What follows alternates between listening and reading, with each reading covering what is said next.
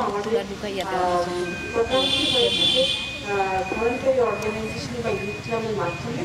আমরা সমস্ত অছাত্র গ্রামীণ যুবক যারা স্কুল, কলেজ বা ইউনিভার্সিটিতে যায় না তাদেরকে সংগঠিত করে একটা কমন প্ল্যাটফর্মে নিয়ে যেটা নাকি কমন প্ল্যাটফর্ম যা নাকি ভলেন্টারি অর্গানাইজেশন কাজ করে থাকে, সেই কমন শেডের আন্ডারে বা ইউথ ক্লাবের মাধ্যমে তাদেরকে কিছু উৎসাহিত করার জন্য মহিলা যুব কেন্দ্রের প্রত্যেক বছর কিছু রেগুলার প্রোগ্রাম থাকে এবং সেগুলির মাধ্যমে আমরা উৎসাহিত করি।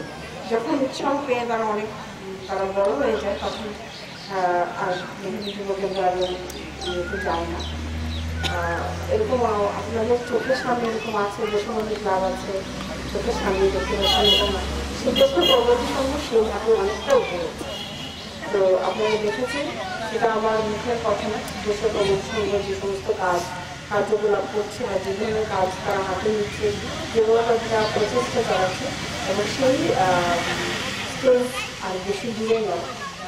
তো সেটার জন্য মানে আপনারা সবার সহযোগিতার জন্য হয়তো সেটা হচ্ছে।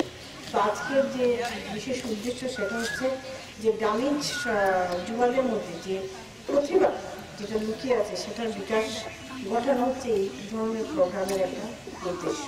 তো বিভিন্ন ব্লক থেকেও আজকে এই প্রোগ্রামে আসার কথা, যদিও হয়তো অনেক ক্লাবরা পার্টিসিপেট করেছে এখানে বা অনেক ক্লাবরা যারা পায়নি।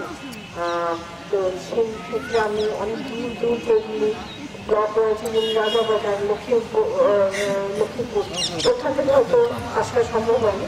তো আমরা